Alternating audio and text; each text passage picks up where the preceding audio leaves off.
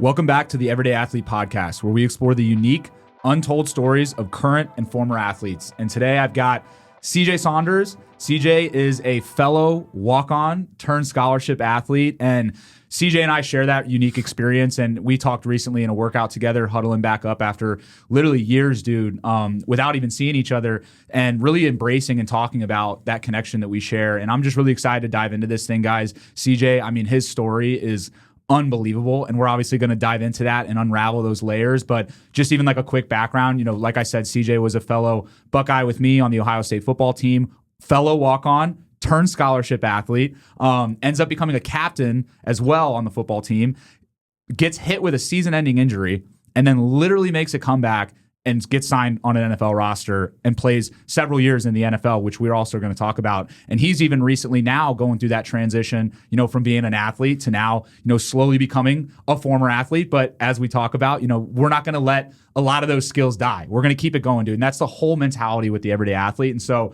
CJ, welcome to the show, homie. Represent, man. Yeah, thanks for having me. Been following Zach, obviously, since you've got your journey started, and that's been fun to kind of reconnect, and excited that we can have this conversation. And, just something about Zach's podcast that I appreciate and what you got going on. Like, it's with your boys, right? That's with people that you care about, and there's all these amazing stories and these amazing lessons that we get to go into, and hopefully can obviously help people, because that's what, at the end of the day, that's what we like to do, and that's what 100%. We want to do, whether it be body, finances, whatever it may be. So yeah, represent for the walk-on turned scholarships, man. We'll get into it and all that good stuff, but thanks for having me. Dude, absolutely, CJ. So honestly, to dive right in, man, like, I feel like we share such a unique connection with that, you know, going from literally a walk-on, and like we talked about that when we were working out recently, like, that shit's not easy, dude. Like, you are starting like at the lowest of the low. And I was even listening to a podcast this morning, and it's like, that's really hard, because we almost have to kind of like embrace sucking in the beginning. Like, we have to go into it understanding like, yo, we are not going to just go into this role and be the best athlete, even though in our minds it's like, that's really where we want to be, but we have to start somewhere, bro. And I would really like to kind of take a step, dude, into your mentality around that time. You know, you're a walk-on. Literally, I mean, I shared it with you. We're nobody at that point. You know, you're basically climbing this uphill battle. You know, the coaches, we were joking about that in our workout. Like, the coaches don't want you to play. It's like they want their scholarship guys to play. So, bro, take me back to that and walk through that experience. You know, what was your mindset like in that moment and in that experience where, you know, like, hey, I'm going to have to kind of suck. I'm going to have to restart this journey as an athlete to eventually climb this hill and get to where I want to get to. But I would really like to take a step back and take a peek into what your mindset was like during that time period, because I know that that's something we'll definitely be able to connect on. Yeah, I mean, there's a lot there, and there is a lot going into that. And the first thing, as you were kind of asking that question, I think about is, for me, you know, why I even joined the team was because I missed that locker room feel. Like, I missed that camaraderie. And so I was a good player in high school. I wasn't heavily recruited, but reality hits quick when you get to Ohio State. When you're with these are the best guys in the country. Yeah. And so me, not only being a walk-on, but a lot of my game was the physicality and the speed and all that wasn't my priority. So I had a lot to get better at regardless. So and I knew that. With that being said, you go in practice, just because you're a walk-on and you're young doesn't mean you're not expected to still compete and do it at a high level. So that is an awakening of itself. You're going against the best guys, right? Okay, now I know I got to get better. I think my mindset with that was more so, honestly, just shut up and work. Yeah.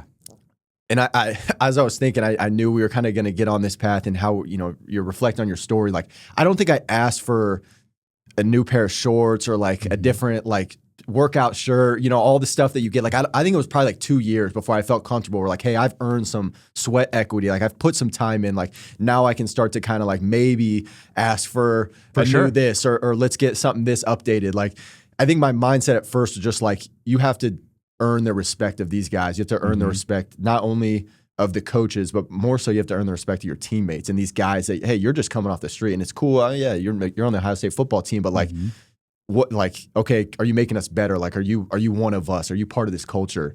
So for me, it was that whole thing of like, hey, like I want to be unnoticed. Yeah. Besides my work. For sure. And I think in life in general, I've seen that play out. Like I didn't want to be getting headlines in the locker room or on the team, anything besides like, hey, this guy cares and this guy works his tail off. Absolutely. And I think that helped me because then by the time I did start to see improvements, because you're naturally going to get better. You're training, you're eating, you're getting better, you're practicing every day.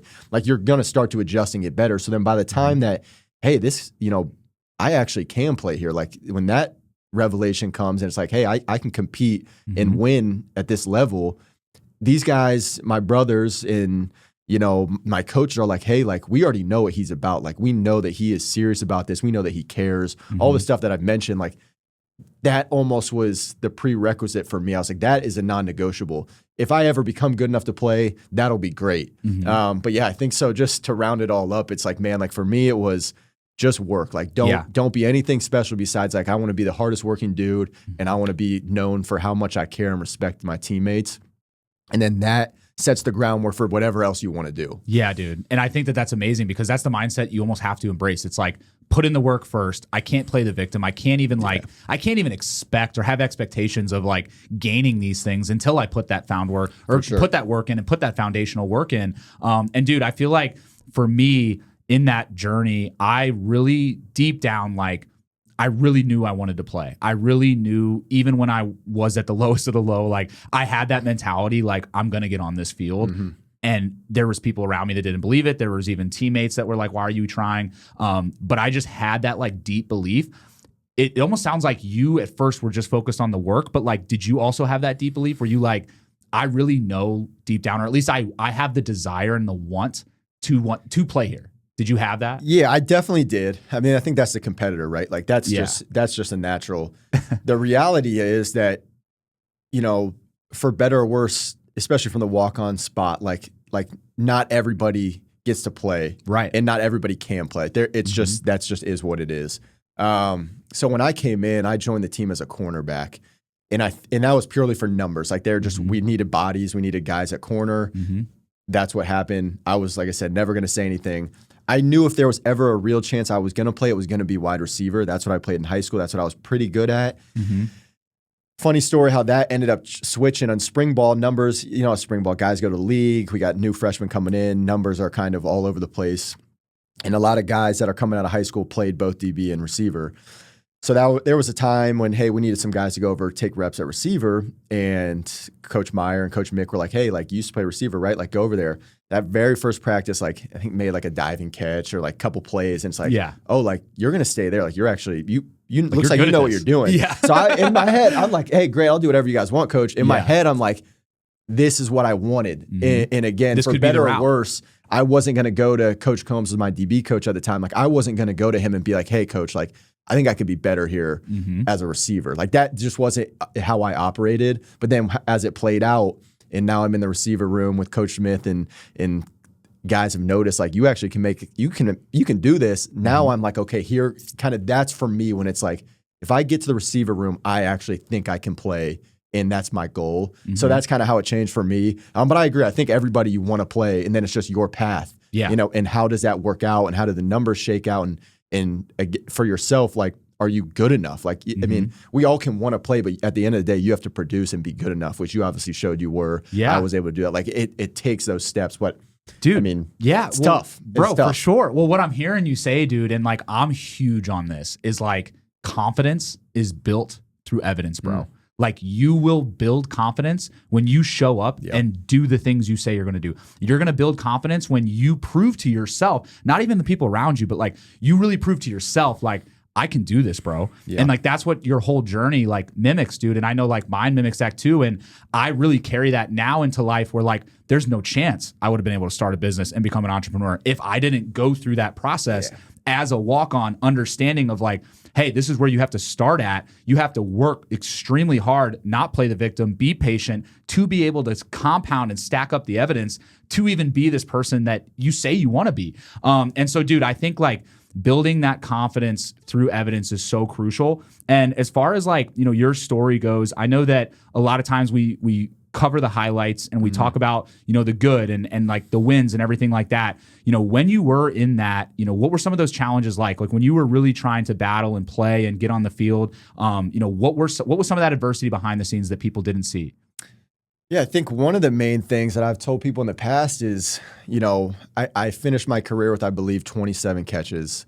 I was on the team for 5 years. Like that, the body of work on Saturdays was not like it wasn't vast. Like I didn't have like a bunch of touchdowns and a bunch of big plays and all that good stuff. But when I look back, it's like, guys, there was 6 other NFL receivers on the team with me, just ahead of me at the time. And sure, there were more before that, and obviously there's been more younger than me and since then. So it's like I could play, but guys, we got other guys that are really good too. So it was that battle of wanting to play and thinking you deserve to play. You put in the work, which did happen, but also like there are other guys that deserve the ball and frankly are better than me too. So like, why should they not get reps? And it's that whole thing. I think that was one thing for me dealing with was just that we're stacked. We got a lot of good players. So competing in that, which is always that healthy competition. If you make it healthy, it can be dark and kind of if you let that ego and that narrative drive you away from your teammates, I've also seen that. But if you can control it and you're like, hey, I'm rooting for these guys. I love these guys. Yes, I want to do it too, but hopefully we all can do it together. I think another challenge for me, was as I tried to see the field was, as I mentioned earlier, my physicality wasn't there. So like I'm a 4'6", 4'7", maybe if I get 4 5s on a good day. Like I'm not a blazer. I have quick. I'm not super big, but not super strong. Quick, bro. Like I did have something. Damn. But like, so for me, that took years. Yeah. And kind of as you were talking, it's like, man, like to see some of the fruits like that, as you look back, it's like that was 4 to 5 years of daily work to like get you to this moment. And we all have that. And like when you're in it, you don't really see it, right? Like you're just trying to get through one rep, one workout. Like I'm dog tired. Oh, I got this little battle. Like, but then when you look back, it's like, man, like that was pretty cool. Like it took 3, 4, 5 years of daily work. Compounded effort, bro. Compounded to get to this moment. And so I think that it obviously made it, it's always worth it. What kept you that was in a challenge, dude? man. Like what kept you like in those moments where, cause I know for me, bro, like I wanted to fucking quit. Like, dude, there was times where I questioned everything. Like there was times, and I think a lot of people, they talk themselves out of that pursuit because they're like, I see how big this mountain is I have to climb. How did you overcome that mentality? I think that great quote, and I'm going to mess it up as great as it is, that every 1,000 mile journey starts with one step. Like you really, as you have your broad goal, you knew you wanted to play. I knew I wanted to play and here's whatever it is in life, but you're not going to get there now. Like you said, you have to suck first. You're going to be bad. And that's part of it. Like you're not, part of it, no expert was an expert immediately. Like you have to learn, you have to train, you have to work all this stuff.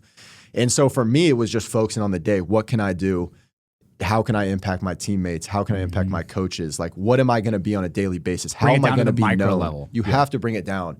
Because if you don't, then your full product is going to be incomplete anyway. Like if you don't build it up with your building blocks and those, like you said, those micro efforts, and you just try to achieve this goal, like you're never going to get there. You're never going to get there. If that's and all even you're if it is, like it's going to be jumbled with not the right infrastructure to maybe last. Because some people can do it, and especially in sports, like if you're physically blessed to that extent, you can be successful, 100%. At some level, right? But is it going to last? And especially for guys like me, like I didn't have that athleticism to be at. Like I needed the building blocks to get me to where I wanted to go. This is so good, man. Like that's what I love because it mimics literally everything, bro. Like think about that, like life and business and everything. Football, like we have to lay a foundation, dude. Like you can't build a house with like a bunch of shitty cardboard. Like you need that strong foundation, bro. And like that's the only way to honestly progress. And like that's something that really stood out to me when you said that, because I've literally reached, dude, like full transparency, I've reached points in my entrepreneurial journey where it's like you are limited by your foundations. Like I literally cannot get past this point without going backwards, fine-tuning that foundation, and then bang, propelling forward. And I feel like our football journey was so similar in that way, bro, where it was like if you were not open to pivoting and changing and adjusting, being adaptable, bro. Like I read a quote recently, again, I'll butcher it, but it was like, we have to be like, the only way to achieve success is literally to be adaptable. You can't necessarily even focus on being the biggest, being even the best. Like at that time, you've got to just focus on being able to pivot and be adaptable. Like how was that relevant for you in your journey too? Do you feel like having to pivot and be adaptable was like crucial in your success? Oh, absolutely. I think, you hear growing up like coach's pet, and it kind of has that negative connotation, right? But I think part of that, beyond just because when you're young kids, you hear coach's pet and you think that no matter what the coach says, he's right, and you're kind of going to be a suck up and you're just going to do whatever the coach says and blah, blah. You throw your teammates under the bus. Like as I've gotten older and as I've worked my way through sports, it's like I flipped it where like, hey man, like I like if the coach has this goal, and especially for your receiver group or how sports work, like you're broken down into your units. At least we did at Ohio State and most football teams. Like your receiver coach has a goal for you. Like I have the same. He wants us to be the best we can be. I want to be the best I can be, and I want him to be the best. So like we should be working in tandem. Like that should be a team effort, right? Yeah. And so for me, it was like, man, like okay, I want all of us to be successful, and that includes me. Like you can be selfish in wanting to be successful. So I wanted us to be as a family as possible. And as weird as that is, like I wanted us to be a family, and I want us to be connected. And you guys were the same. Like when I was coming up, like the big like teams, like the groups that I looked at was like the D line was like, that team that was like that unit that was driving the force and leadership, right, and cared. And the linebackers were the other one. Like those were the two units on the team at the time to me that stood out. Where like they were vocal about how much they cared, they loved each other. Like we all want to do this, so like we should be working together with our coach. And I think for me, like being adaptable is like, hey, if you need to go take a rep here, like it's as something as small as that, positions. Or if you need to go have this conversation, like as you develop to be that leader in the room, and it wasn't always like that. Like you at one point, like you said, you have to earn the right. You have to earn the right to be able to go speak truth into somebody. But when it is your time, like, hey, I'm gonna go step aside and like let's try to get this guy on track, or let's figure out what's going on here. Like that's all part of being a leader. And I think as your coach, like I wanted to basically be one with the coach and saying that like, hey, here's our goal. I want to help drive this because I want to be a champion. And like if these are our goals, like this is what it's going to take. 100%. So I think being adaptable, to kind of go back to the question, it's like, to me, that's where my mind was going. Where like whatever the coach needed, that's what I was willing to do. One, because I trusted my coach. Two, because I trusted the process of what it looked like. And three, because I wanted all of us to win. Like at the end of the day, like I wanted us to be. Unfortunately, I never achieved national championship success, but like that was what we wanted to be, right? So if it was going to help push that forward, like I was all for it, and I was going to buy in. Dude, absolutely. No, I absolutely love that, and I think like this goes hand in hand with that conversation we were having about just laying that foundation and being able to like foster that success over time. And I would love to ask you, like, say it is an athlete listening who's like trying to play, or say it's someone who's like, hey, I want to pivot and start a business, especially when it seems and looks impossible to the external world and to their peers. Like, what advice would you give somebody like in that moment? They're trying to make this change. It seems almost impossible, insurmountable. People around them, they're even like, why are you doing this? And like questioning it. Like what advice would you give someone like that? I mean, that's tough. Those are big life questions. I would encourage someone like that to pray on it, to make sure if, check where your heart's at. And okay, so you get through that, which is no small task, but like if that's what you want, right? And that's like, hey, I believe in this.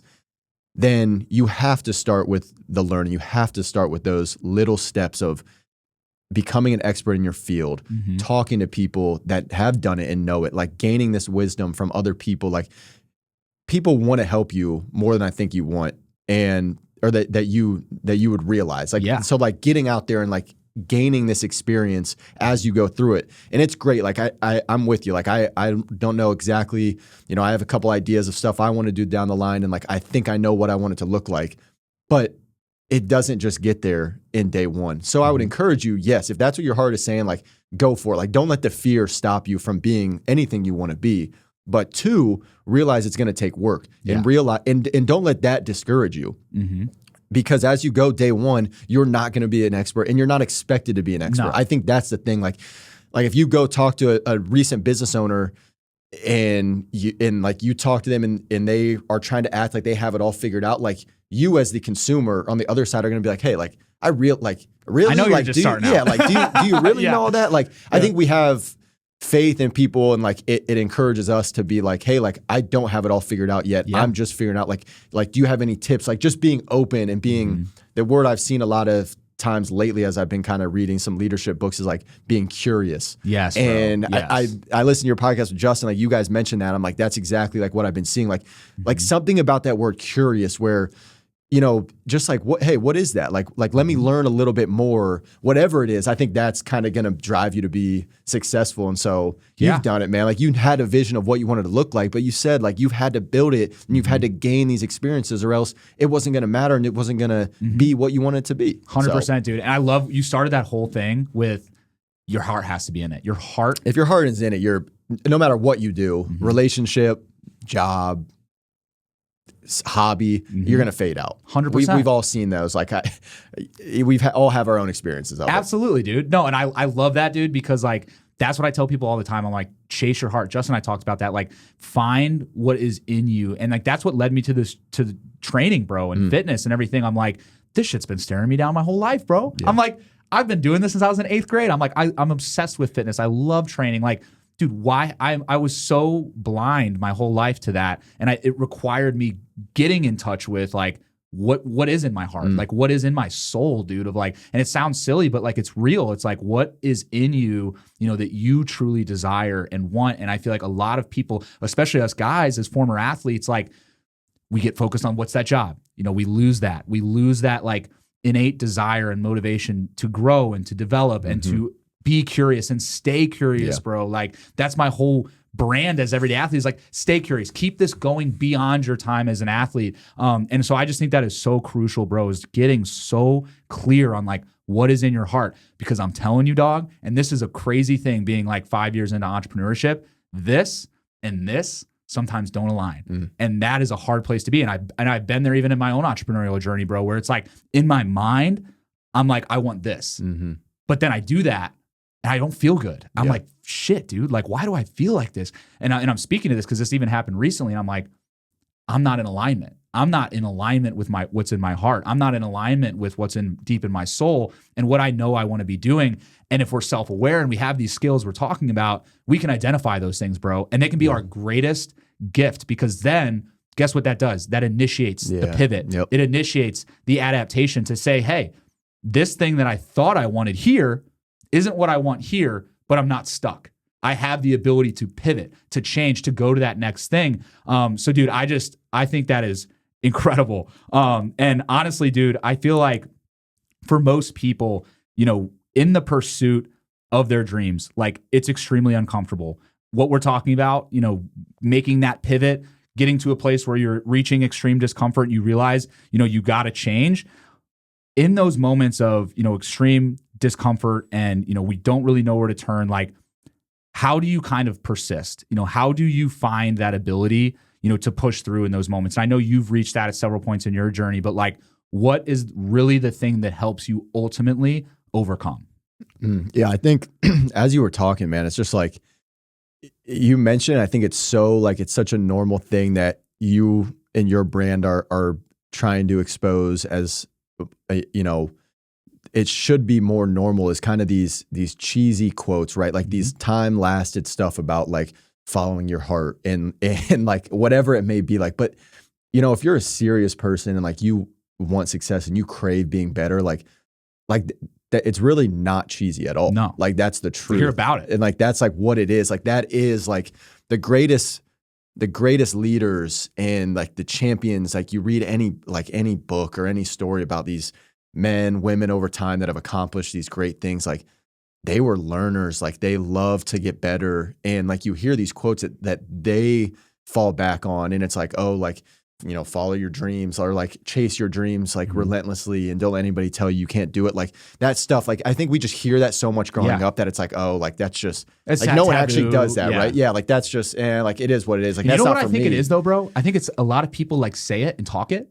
but they don't back it up. Fail to live it. And that's the problem, dude, is like there's I think all you're these, definitely right. you know what I mean? Like Yeah. it's constantly thrown out buzzwords. And I think that's why we don't take it so seriously, is because a lot of people out here, dude, and like I talk about this a lot, but it's a lot of talk. Yeah. It's a lot of like, this is what I want to do, or this is what I'm going to do, or this is what I'm about. But then when we pull back the curtains, like, are you really about it? That's why I'm a huge proponent of leading from the front. Yeah. Ever since starting this training business, dude, I'm like, I'm not going to be the guy where I completely let myself go and then I'm coaching people up. Like, it doesn't even make sense, bro. Yeah. But it's like, it's crazy we're harnessing this and talking about it, because like, I would say it's more often than not people talking about it and not being about it. And we're two guys sitting here where it's like, we're about that shit, dude. Yeah. And we take things like that seriously. We can talk about what's in our heart and our soul and take it really damn seriously, because we're actually about that shit. You know and what it's I mean? it's as this kind of, it almost goes into a broader conversation of the whole kind of, I don't know, era is the right word, but like the last few years maybe, where like the mental health, right? Like, is that become, like speaking on it confidently and being like, hey, like this piece of your life, like, doesn't have to drive you down. Like, this can actually ignite you to go forward. And so, you know, I know something that you believe in is kind of like, every day, like, you have to prove to yourself you are what you say you are. And I think that's a great quote. And it's forced me to think about, because I'm not perfect. Like we do fail, like on a daily 100%. basis, right? Like, I was supposed to get up this time and I wanted to, I didn't. Like, I was tired, I slept in. Like, so there's daily battles of overcoming. And to kind of round back to, like, as we were mentioning just a little bit earlier, it's like, what has gotten me over obstacles is, I think it was instilled in me from my parents at a young age. And then especially once we got to Ohio State, like the training program and kind of Coach Mick's background, his philosophy, like you have to show, like, just like every day, like you have to bring it every day. And if you had a great day or bad day yesterday, like nobody cares the next day. So like you just do it another day, and you just do one day, and you just do one day. And over time, a week, a month, you're getting stronger. Oh, you're starting to build habits. And again, like the linear success isn't linear. Like a lot of people know that, like, or at least a lot of people like understand, like, okay, that sounds good, right? But like, do you believe that success is not linear? Where if you're expecting that just every day, it's just going to be, you're going to get another client, you're going to get another this, you're going to get another that. Like, no. Like, that's not reality. But hold on, you said success is not linear. But now when you have a pitfall, all of a sudden you're broken. You don't believe in yourself. Like, so then again, that's going back to, I think, if you pull the hood back on who you are, and again, I'm asking myself this every day, like, are you what you say you believe? And man, you could talk about this forever, because it's just overcoming adversity is what life is. Dude, and life is broken, and we're not perfect, and people let you down, and I let people down every single day. Like, that just is what it is. And I think looking in you and who do you want to be, and then just going all out and being like, hey, like, that's the person I want to be like what, something that's different about that guy or that girl. Like, okay, what do they do? And then building your habits and being like, boom, boom, boom, and it stacks up. It's really cool. And every one of those opportunities, bro, like you talked about, when adversity does hit, guess what that is that most people don't see? It's an opportunity for growth, bro. It's an opportunity to get better. And I think that that's something that you and I both really cherish, being walk-ons turned scholarship athletes, to going through that whole process, is like, we understand that, bro. We understand that, like, this really does take that level of work, and through that work is going to come adversity, bro. Like, we're going to fail. It is absolutely, positively inevitable. And dude, I remember even in the gym, you told me, it was so funny, bro. You were like, you know, anything I do from this point on, like, I can accomplish anything. Like what I did at Ohio State, like, dude, that, like, anything from this point is going to be easy. And I was sitting there thinking to myself, I'm like, this entrepreneurial journey, bro,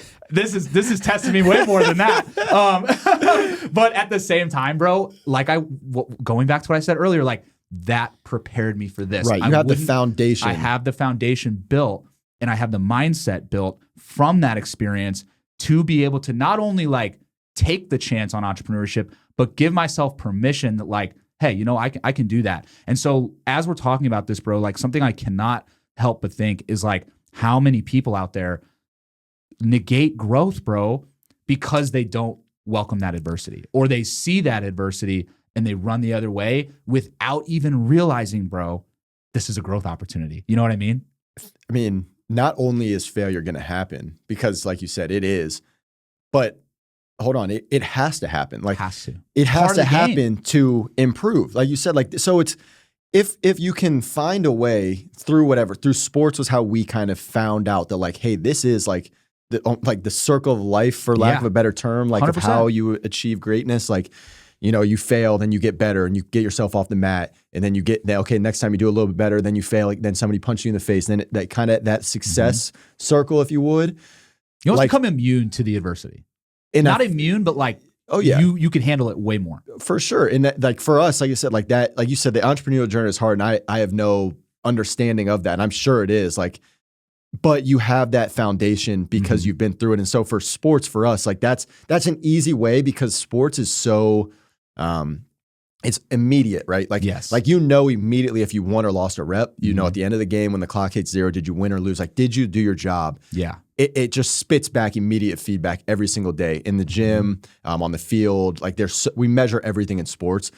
And now when, at least for me, like as I've transitioned into a different space, you don't quite see, like, it takes time. Like, you're building relationships, or you got this going on. Like, it's not immediate. Did I do or did I not do my job?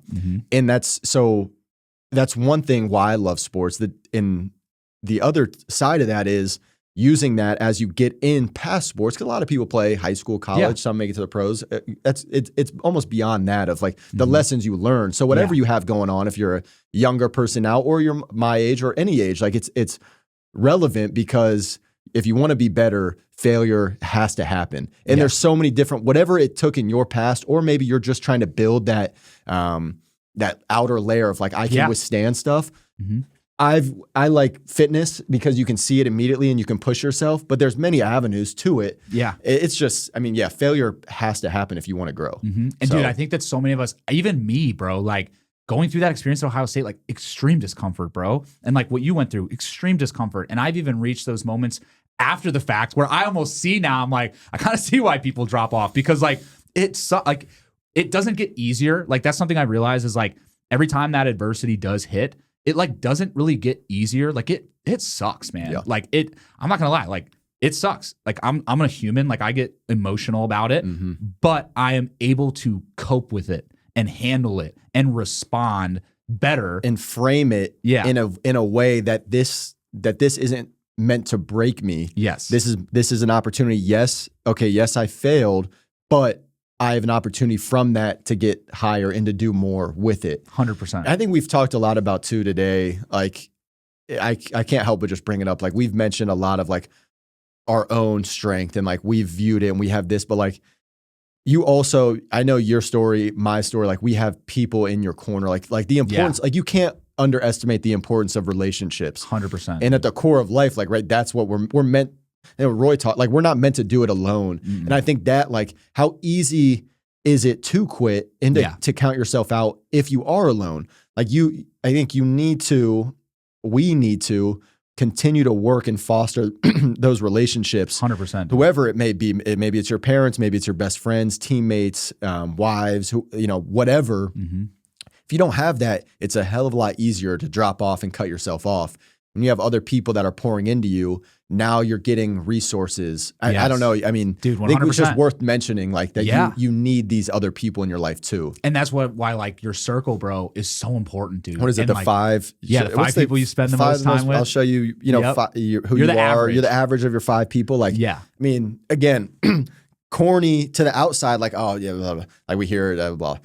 Okay, like that's real. Like, show me who. Like, let's look at it then. Let's see. You probably have that mindset, because of those people that you're surrounding yourself with. Your belief system. You know what I mean? For sure. And bro, like that's something I've really like, dude. I like cherish it now. Like in the beginning, I'm not even gonna lie, bro. Like when I left football and that culture, like, dude, you experience it. We all experience it, but like.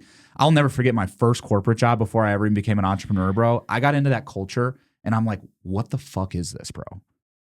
Yeah. There's like all this talk and like all of this and not a whole lot of doing. And I'm like, I ain't about this life, bro. So that was my very short-lived corporate America. But I know there's, and I talk on that. And for the record, there are amazing companies out there. I am not talking down on like over like giving a blanket statement on all of corporate America. That was just my experience. Like there are phenomenal companies and cultures out there with phenomenal leaders. But at the same token, it's just like I think it goes back in hand with that whole thing about like just walking the walk, dude, and like literally being a student of the game, being a leader. And I think, dude, a lot of this conversation is like segueing perfectly into your experience that I really want to talk through as like, bro, how the hell do you go from like season-ending injury your senior year, and then you literally make an NFL roster like within what, the next year, right? Yeah. Like within a year or two? It was a year or two. So basically, I was season-end injury, the last practice of what would have been my senior year. You were captain. Like you were at the peak. Yeah, man, I was feeling good, dude, no doubt. And it's funny, like I'd had a few knee surgeries before, but this one was the most significant and eventually cost me that whole season. But yeah, I was riding high and we had a great team, a lot of fun. And I think credit to just the reality of what Ohio State is. Like I was able to, you have scouts at every practice. Mm-hmm. And so over practice, like over years of practice, like scouts are able to see like, hey, this guy can play a little bit. Yeah. And as I mentioned, I was by no means like an impact player on Saturdays. Like that also is what it is. But in practice, like, hey, like he's making plays against first, second round, third round guys. Like this guy's pretty good. Mm-hmm. And I think that was able to like lay the groundwork that I was even worth looking at. Yeah. And so that I had the belief after that season, we tried to get another year. It didn't go through, stayed on it was too late for pro day and all that stuff. So we stayed on, Coach Day and Coach Hartline allowed me to stay and work with the receivers. It's kind of like an intern coach, great experience. And I still knew though, my end goal was like, hey, I want to try to play. Like, and are you training during that time while you're working? I was full-time with the staff, also training, and getting myself ready. Season is kind of hard. But then as like the season finished, we ended up losing to Alabama that year, the COVID year in the national championship. But then there's obviously that couple months as you get ready for pro day. So then I put all the time into training, getting ready, and was able to have a good pro day, show I'm healthy, and kind of get back on teams' radars. And then was eventually signed. And so, yeah, I think I give credit to more than anything, kind of just the beast of what Ohio State is. Mm-hmm. And if you show up every day in practice, like you give yourself a chance to catch eyes on you. And if your end goal is to play in the league, like, yes, it would help. And you want to get on Saturdays and do it. But that's not the only route. And so I think that was pretty special. Well, bro, how ironic. We were just talking about like, you're the average of the 5 people you spend the most time with. Like it was like that wide receiver room, dude. And like you being at Ohio State, and I know this was a case for me, you spending time in that culture and that environment, instead of you getting plagued by a victim mentality of like, I'm the best already, I don't need to get better. Like it's the coach's fault. It's these players. Like you didn't have that mentality. Like, so where I do like really what sticks out to me with this is like you were able to be lifted up by the people around you and by this team around you. And that inevitably made you the player that you had to become to even be able to get this opportunity in the first place. And it all goes back to that idea of just work and putting in that work early on, building that foundation, dude. And like, I just think that is incredible, dude. And something I never even told you, bro. I was literally, I think it was that year. It was like, no, I think it was going into, or it was that 2020 year. Okay. I remember I was going to a game and I saw your parents at the ticket thing and they literally just told me about your injury. Okay. And I didn't even know yet.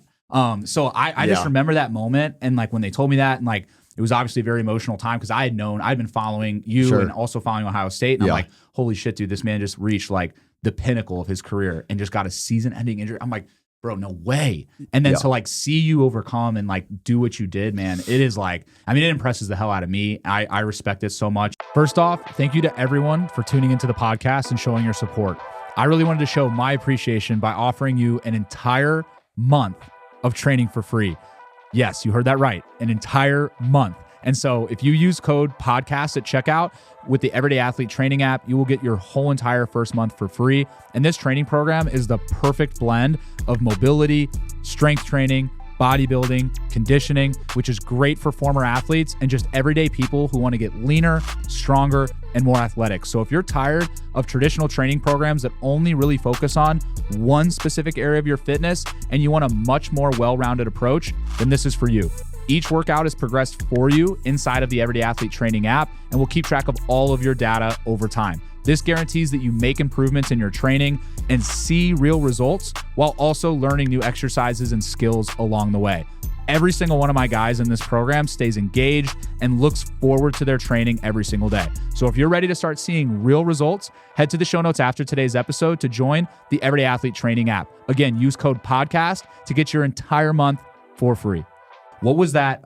You talked about working for the staff, training for pro day, and then boom, you got signed. What did that gap look like? Like, were you talking to other teams? Like, was it just that one team kind of came out of nowhere and hit you up? Like, I know for me, I was sitting there in my apartment come third day of draft, just waiting for that call. What did it look like for you, in the details? I did. So I got no calls during the draft. I'd had a few teams reach out, pre-draft and kind of, hey, what's your status? What's the update? Just kind of, I think just trying to get refilled in because I'd been out of the game for now a year or two. And I got nothing during the draft. I didn't expect to be a drafted player, but I also was paying attention just in case a little name gets called. But didn't happen. And then I didn't get anything initially after. A lot of guys I was training with did kind of that's when that happens, right? They fill out the priority free agents. Yeah. Great stuff. Really happy for all those guys. We continued to train at OSU.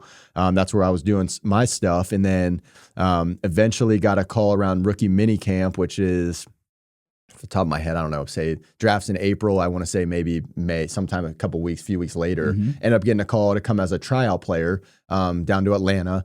Had a good 2 days, but they didn't make a roster move. So great, kind of back to Columbus, still training. And then in June, towards the end of OTAs, got a call from the Panthers and had a workout, did well, and they signed me. And then from there, kind of the next few years just kind of played out from there. But I think kind of as I look back, so I was voted captain, I want to say maybe the day or two before. It was kind of you vote for captains the end of training camp, and my injury happened to be the last day before training camp officially breaks and it's now game prep. Right. So I had that responsibility. Whether, again, I guess I should say, to me, it didn't matter if I was captain or not. I still felt like I was a leader. Yeah. But especially when you get that captain tag, I still had a job to do. 100%. And it is a lot harder when you're hurt, sidelined, and when you're not out there. Yeah. So that was a challenge, and I think taught me a lot. And again, I maybe it was meant to be because I didn't play a bunch, so I kind of always was leading from this almost different perspective. But then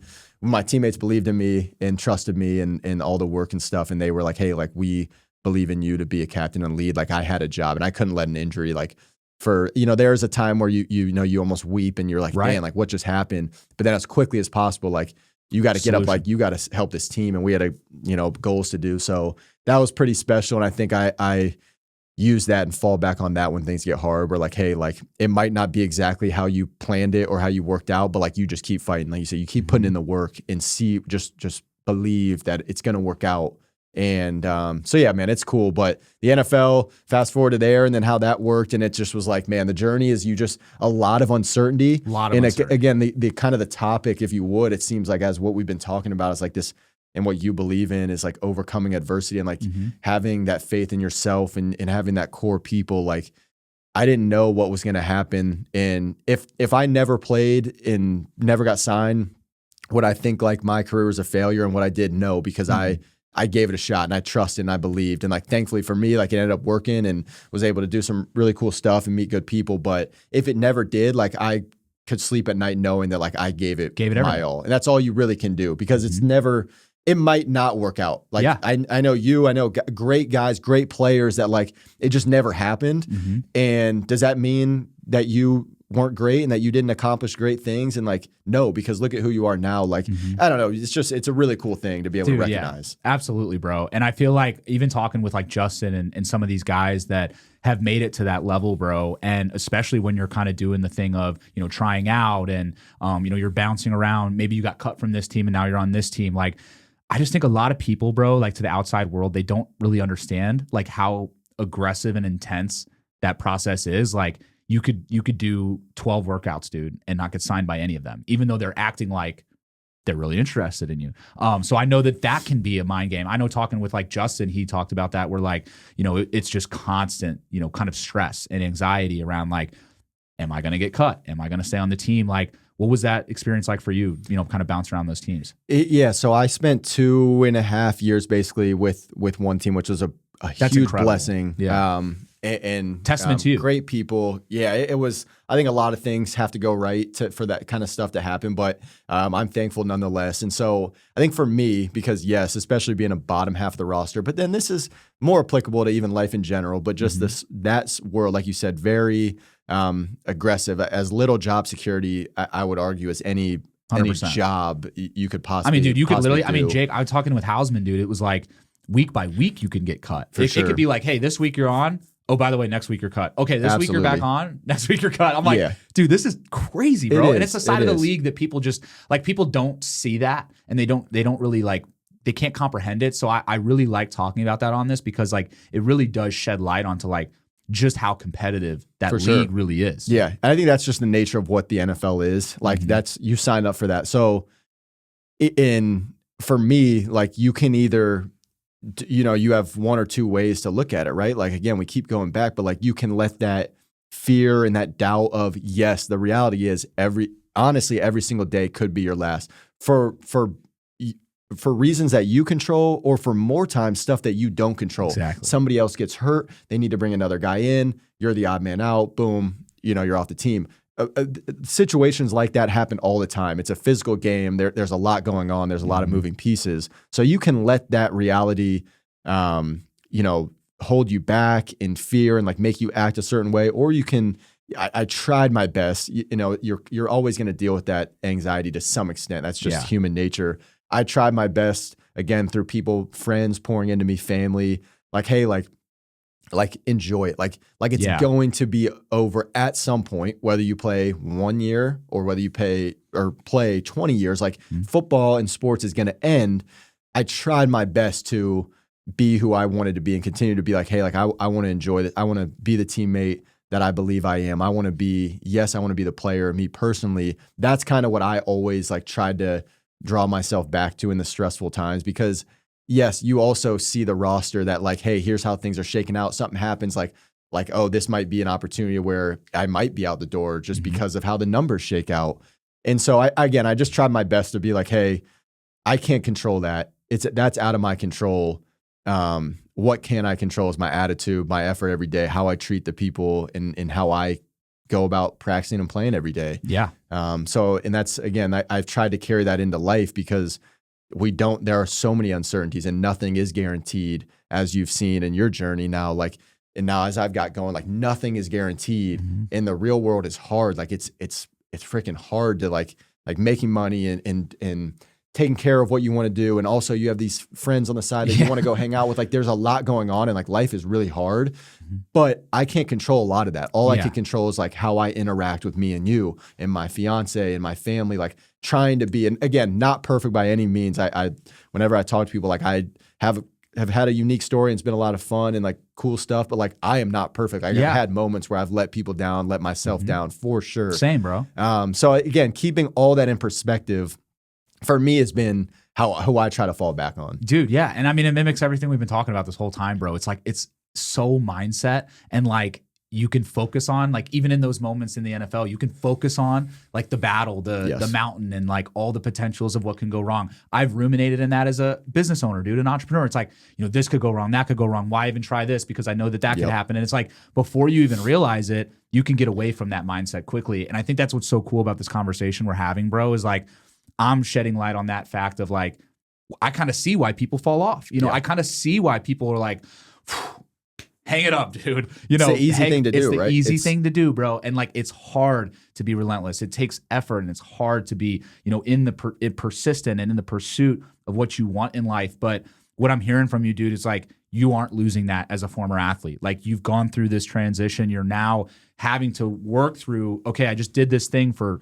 literally such a massive portion of my life, but I'm bringing that level of curiosity. I'm bringing that level, of that mindset of, hey, I know that this is something that's going to continue moving forward. So, dude, I would love to talk about that. Like, I've talked about this on a few of the podcasts, but I mean, dude, I'm not going to lie. And whether it was like a right, wrong thing, whether I was prepared, not prepared, like whatever, we could argue it. But like, I struggled a lot, bro, when that left, because I basically had put so much into it. And like, I just had put all the chips in, dog, to that, football experience, to me as the athlete. And I know when that left, bro, like I really struggled with it for at least like a couple of years, bro. Especially that first year out, I was like really struggling with my mental health, dude. I was like kind of losing myself too. Yeah. Like I wasn't acting like this person I'm talking to you as. And like I think a lot of people who know me have seen that transition and like seen me grow through like I joke, man. I'm like I literally was a completely different human being. Like value systems, how I lived, how I operated, like was a completely different person back then because I was so lost. I was so out of touch with these things we're talking about. And I think that's what brings this level of passion that I have to training, but ultimately to personal development. Like at the foundational level, bro, like I am just so passionate about helping people continue exactly what we're talking about, bro. Do not lose that mindset. Do not lose that mentality. Like keep it going, dude. Like keep getting better, keep welcoming adversity, keep working through adversity because you're going to keep growing. And so for you, bro, you know, how was that, you know, emotionally, what was that transition like when you knew, okay, like this is up, you know, I'm not going to keep playing.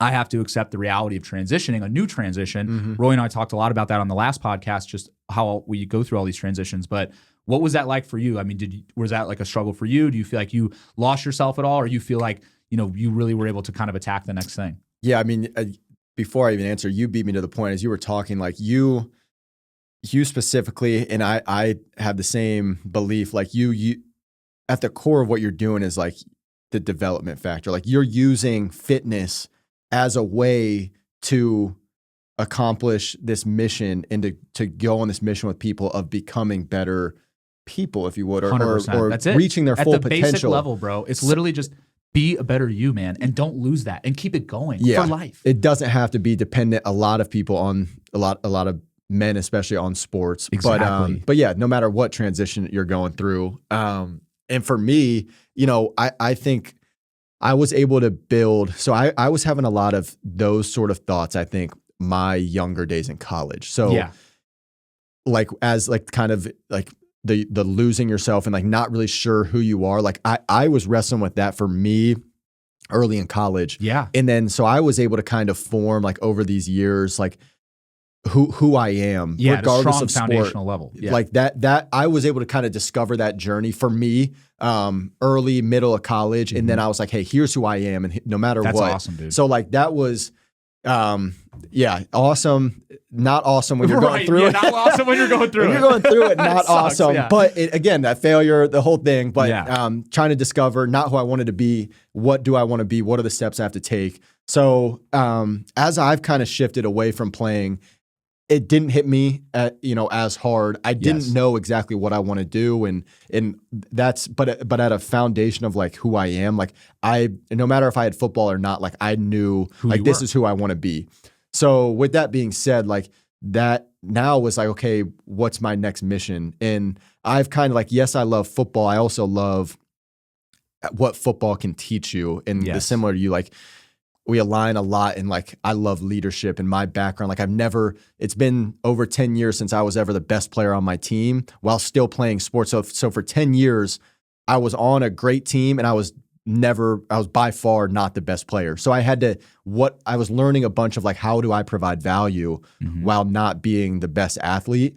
And a lot of that was like different ways of leadership. And so that's kind of what I've found as like a niche for me, is like I have some unique experience to like leadership. And so finding the next step for me was more so, I think, less of a challenge of finding out who I was, but more so a challenge of like finding what the right role is for me. And so I was able to get connected and with a great team, and we're doing some really cool stuff, which I'm thankful for. But there was a time where like, hey, I don't know exactly like what I'm going to do. I know what I believe and what I think I might want to do. I don't, like that's its own journey, right? But I think just transitioning away, I've tried to continue to fan that fire of if who you you would, are. like of who I am, and like finding ways to stay active and stay driving physically, also pushing myself with reading and or XYZ, you can name them all. Just having these sort of conversations, and I'm really blessed, man. Like my friend group beyond the sports teams, like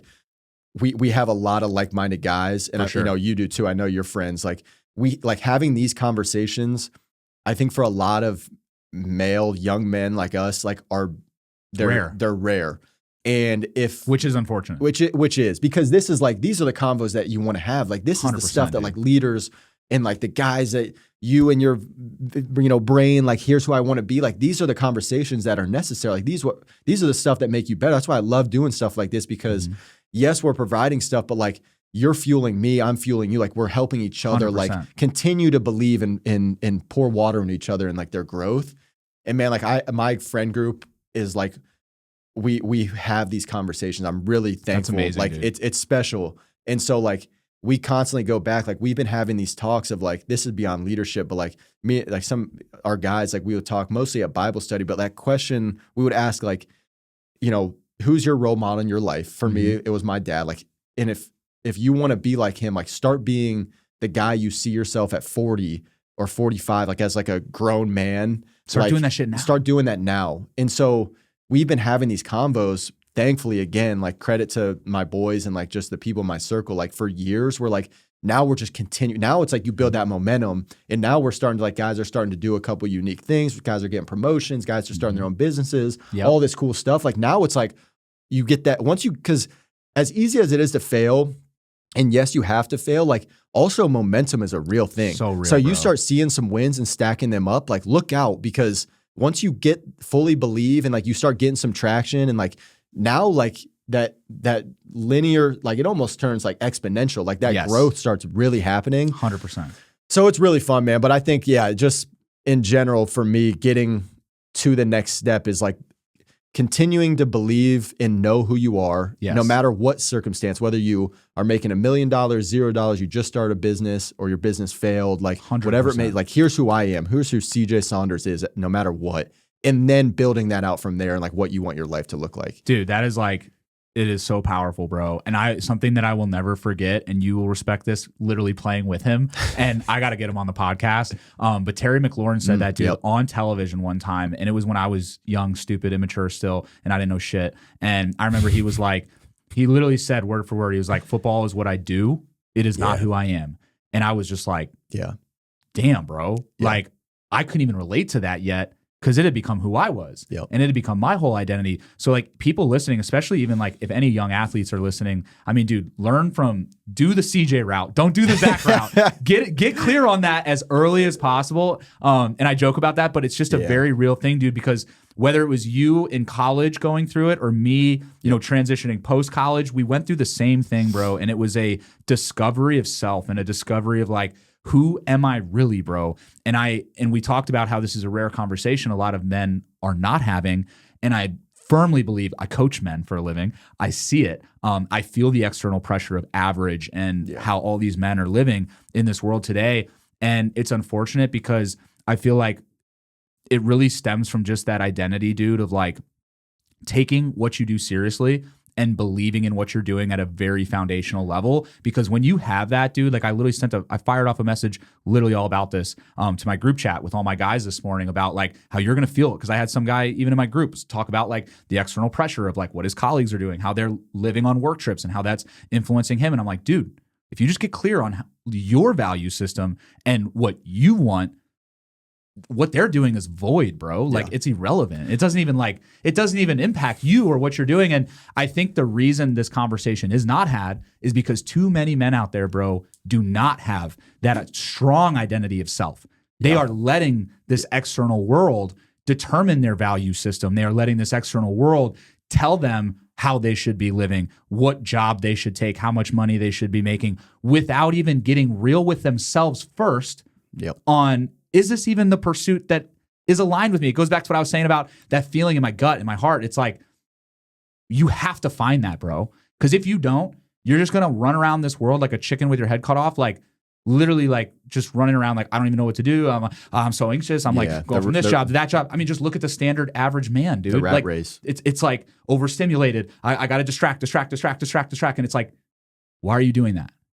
Get real with who you are, dude. Like, get real with what you actually value at a deep level. Otherwise, you are just going to be a victim of this world around you, plain and simple. We tie in we battle it every day. Like I'm speaking to myself, like I have to check myself every day, but like we tie ourselves to, especially as men, like, what's your, how much money are you making, right? Like, or if you're on the sport, like a team or whatever, like what's your status on the team, and how do I, whether it be, I know you've mentioned like ego lifting a lot, like how do I 100%. look like in whatever it may be that we're clinging to, it's just like, man, it's fleeting, right? Like, and it's gonna be exhausting, and like you find yourself tired. Like, there's got to be more in what do I want to be beyond that? Like, if you strip everything away and you took everything, like who is Zach Turner? Like, who is CJ Saunders? And like we all have to ask ourselves that every day. And it's hard to ask yourself that. It is, and I think that's why a lot of people avoid it. You're gonna be confronted, like you said, whether it was me in college, you post grad.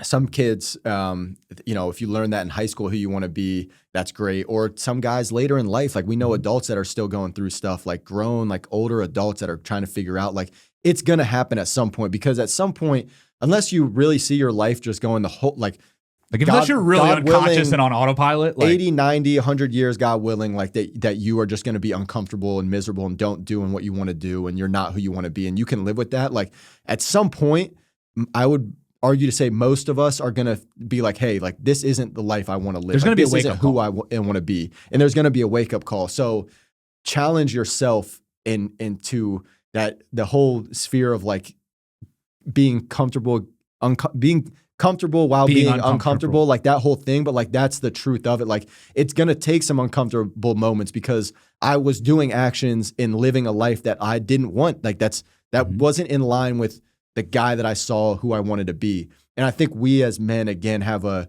belief that like, for me, like, when I get married, I'm going to be able to flip the switch, and then I'm going to be exactly like my idol, and like I'll be able to like do all this stuff. Or when I have a kid, then like I'll get my shit together. Then I'll get that. Like, dude, it takes a long time. It takes a lot of thought. It takes a lot of work to get to who you want to be, and like that version of yourself. Like it's not you're lying to yourself process. if you just think like when this big moment in life comes that I've always viewed as like, that's like when I need to be like a man, like that's when I need to be like this solid person for my family or for whatever. It's not like you're going to be in for a rude awakening. So like I challenge myself, I challenge you, I challenge all of us to like consciously think about that. And like that should be part of it doesn't mean you're soft. That doesn't mean anything. No. Like this is like, again, the emotional intelligence is like arguably, I would say, as our future goes, like with the route of AI and how, incorporated that's going to be probably in the rest of our lives. Like at the back end of that, like emotional intelligence on a human level is never going to go away. There's always going to be that. And like understanding yourself, your relationship, your convo, how you soft skills, like interact, like that stuff is always going to be very important. So again, man, you could talk about it all day, but I think you gotta be like, who do you want to be, and really challenge yourself and look in the mirror. And if you're not that, that's okay. It's okay. But you have to take steps to change that. Do something. Yes. Cause bro, and I honestly think, man, like working with men, like I've had to really like learn, like what we're talking about is just so fucking real, bro. Like it is crazy how real it's true. It's just the truth. Like it's just what it's been like this for all of time, like especially we're talking a lot about guys similar to us and men in general. Like it's a human thing at the end of the day, but we've seen it because a lot of guys, you come out of sports specifically and you're trying to figure out what, dang, I don't know who I am really beyond this. And no, you're right. It's just it's true conversations.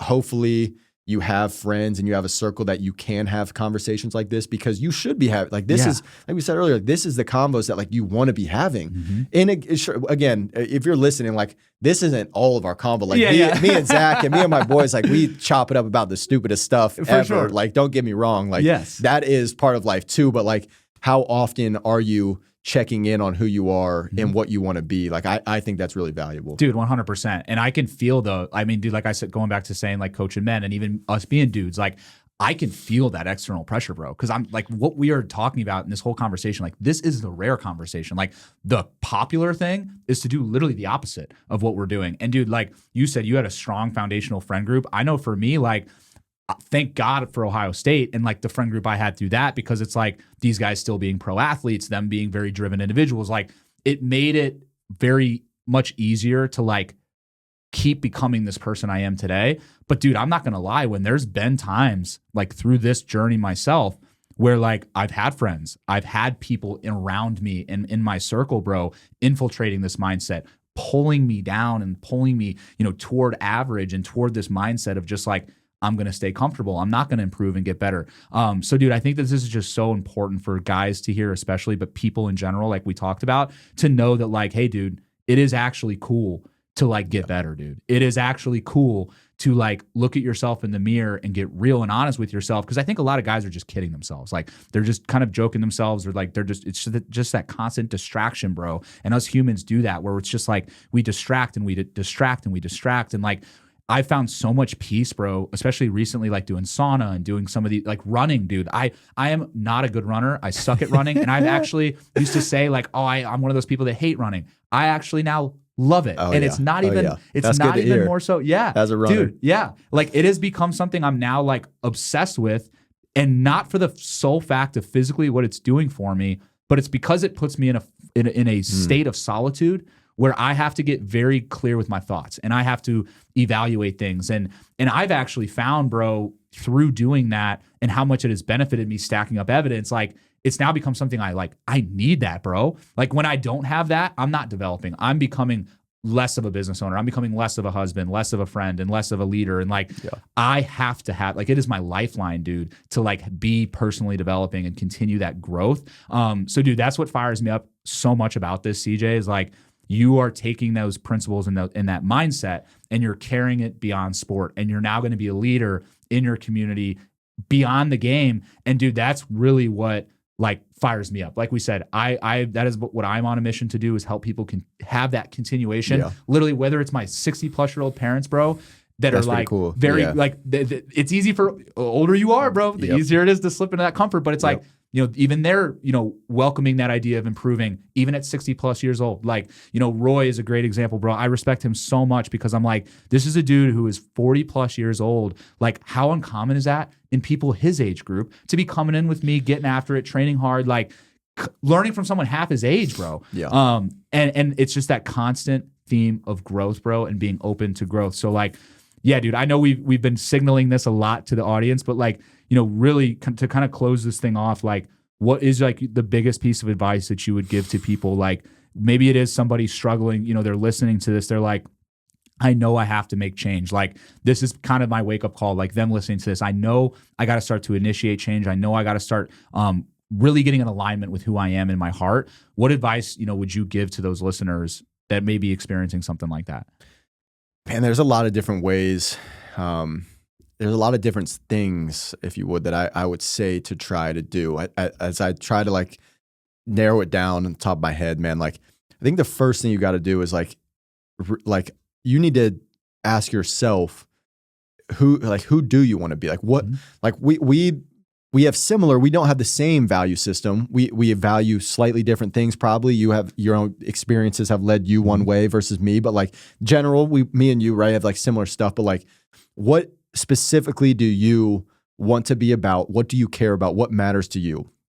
That's like the first thing I think you need to like, because if you don't have a direction, like you just like, hey, I want to get better. Like you could do a million different things and like think you're getting better, but like, who do you want to be? In that direction. What's the direction you want to go? Like, what are the core values of who you want to be?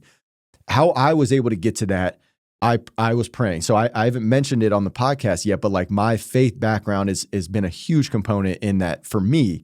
And I understand that everybody has their own journey with God and what you believe. So I'm not going to force anything on you. I would just ask you to ask to whatever you believe and whatever you look up to, like, hey, like, why am I here? Like, what is my purpose? That is going to tell you a lot. Like whatever you believe in, and somebody's going to answer and be like, hey, like, and it's going to tug on your heart. Like you're going to feel like, what's my direction? So like those two kind of go hand in hand. We have a sport background, so it's easy for me to say, but I don't even say this of being like, you need to go be a super athlete to any mean, but like motion and moving your body, I think is going to tell you a lot. Like, again, you don't need to go, if you hate running and you can't, you know, you're not a great mover and your joints hurt. Like I'm not saying go run 10+ miles, but like go on a walk, move, do something, because then, like you said, that solitude, like I've gotten big into running since playing, like you're going to learn about yourself. So you're putting yourself in a situation where it's going to force you to think about the stuff that you were trying to figure out. What do I believe? Why am I here? Kind of these value system questions. Movement is in fitness in general is going to put you in a spot where it's going to force you to think, because you're going to be tired and you're going to be stripped down from all ego. Like when you're tired, you're at your bare bones. So that's been for me. And then the final thing that I'm continuing to try to learn as I've gone into a different profession now post playing is like talk to people, like have conversations, like ask for advice, and don't be afraid to do that. Like, you know, you might not ask somebody you've never met before, like, you know, hey, these really kind of deep questions, but even on a wider scale, like, hey, like, how did you become successful? Like, what did you do? Like, what type of stuff did you overcome? Like, just being curious. I think in line, like for me, if I was telling my former self like that is in college, like you're trying to figure out who you want to be, like that would be the way that I would go about, kind of in a 100%. little step series, if you would. It's not that easy, but I think those kind of 3 things will like get you on the path to just get started and get that traction and get that movement to becoming, hey, this isn't who I want to be. Like I need to strip this layer. And like every day, like Coach Meyer, you remember, just to close it up with like Coach Meyer story, man, like he would always write, right? Like in your evaluations, like I remember like the question was like, when is it too late to change? Or like, is it ever too late to change? And the answer obviously is no. Like every day, like he was challenging you. Like if you weren't who you wanted to be, like you can change right now. And so I think like that's like at the core, like it's corny again, like that's kind of like to average people, like that's like, oh sure, like that sounds good. But like to the great ones, to like our teams at Ohio State that won championships, to those guys in the locker room that wanted to be great, and Coach Meyer obviously being one of them, like, no, that was like real. Like that wasn't just like a writing, like, hey, like, is it ever too late to change? Like, no, like that's like, if you believe that, like, then go do it. 100%. So yeah, that's kind of how I would recommend to somebody. Yeah, dude. And I love how a piece of that, and I really want to touch on this, is like a piece of that was the health and fitness component. You're like in motion. That forces you to adapt and grow and get better. And so you see why, and we talked about it a couple of times on this episode, like you see why the foundation of everything I'm doing is that, because I know that no matter who you are, like that without a doubt will spark improvement into every area of life. Like even if you aren't even somebody, like I've seen guys literally change the whole trajectory of their life, bro, by starting with fitness and their health and focusing on, let me just improve that. Let me get at the very even if I'm not even into this stuff we're talking about, just starting there, bro. Yeah. And like, I guarantee you will get to this stuff that we're talking about. But bro, maybe just real quick, talk about like, you know, how is your health and fitness, you know, as a former athlete still? I know you talked about the running a little bit. Like how important is that for you now, even as a former athlete? That's honestly been beyond a challenge of who I am at my core. Like I said, I kind of have who I am and I have my values, but the fitness journey has been almost tough because I lost like that part of me, and now trying to fill it where I know it's important. I do love it, but like, what's the route I want to go? Because there's so many, honestly, really cool avenues to go. Yeah. I got big into running. One, because it's free. Like you can, it doesn't take any training. Like you just get out on the pavement and run. I think it's one of the best habits to have, because like you can always have it in your back pocket and you will stay fit year round. The values are, I mean, don't take it from me, like take it from any fitness person, but a lot of just successful people in general, like the values of running, insane. But beyond that, like that was for me, like it was free, it was easy. I didn't have to like do anything special. I could just get out and run. Yeah. I've gotten big into running, ended up running the Columbus Marathon in October. Pretty fun accomplishment. From there, it's like I'm always looking, you know, just who I am, like for the next challenge. Like I don't know what the route is. So I'm honestly doing a lot of exploring of like, what do I like? Like what is like the type of fitness that I like? I love sports, but I also have, you know, my fiance loves Pilates. I've been doing some of that with her, like, and that's challenged me crazy. I respect anybody that can do Pilates, like yoga.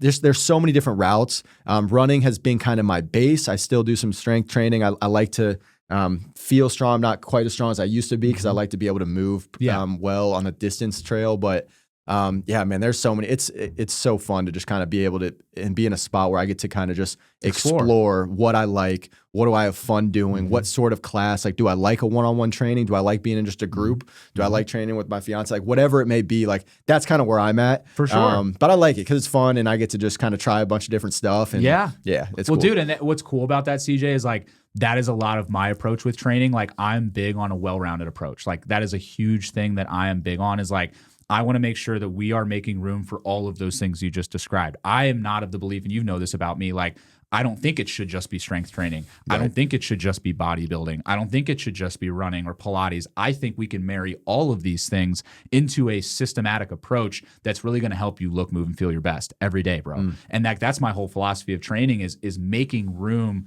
for all of those things. So you don't have to necessarily be in a position where it is like, hey, I kind of have to choose one or the other. It's like, hey, we've got access to all these things. You can explore and do all of these different things. You're not stuck to just one way anymore. Yep. And I think that that's so freeing, dude, especially for us as athletes as we transition. So I would even encourage other former athletes, like keep exploring. Like there's so much out there, dude. And like I did a post the other day where it showed me like on a machine, it showed me using a kettlebell, it showed me using a barbell, showed me, doing unilateral stuff. It showed me doing bilateral stuff. It showed me doing all sorts of different things. And I'm like, look, like this is fitness, dude. Yep. Like it's about all of these things. And so, dude, that's sick for you to hear, or for me to hear from you, is like that you are finding that value and just like that diverse approach and welcoming these different just ideologies into your life. So yeah, dude, I mean, dude, this has been incredible. I mean, this has been awesome, dude. I mean, the mindset stuff that we have touched on and just embraced throughout this conversation is really transformative, dude. I think a lot of, again, I always joke, dude, I'm like, we're fighting the good fight. You know what I mean? It's like we talked a lot about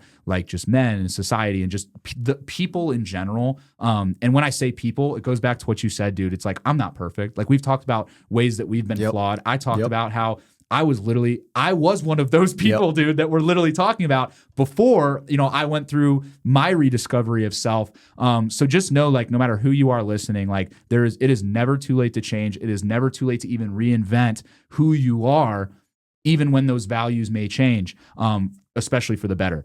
So I just appreciate you, CJ, coming in, having this conversation, dude. I know that like, this is without a doubt going to resonate with so many people, dude, and constantly, touch on that theme of evolving your edge. That is literally my ethos. I just came up with it for the Everyday Athlete brand, is evolve your edge. And that means, hey, we don't have to stop getting better. We don't have to stop chasing growth. We want to always evolve. We always want to chase that new edge, but it's going to evolve over time. It's going to be an evolution. It's not going to maybe look like it looked when we were at Ohio State.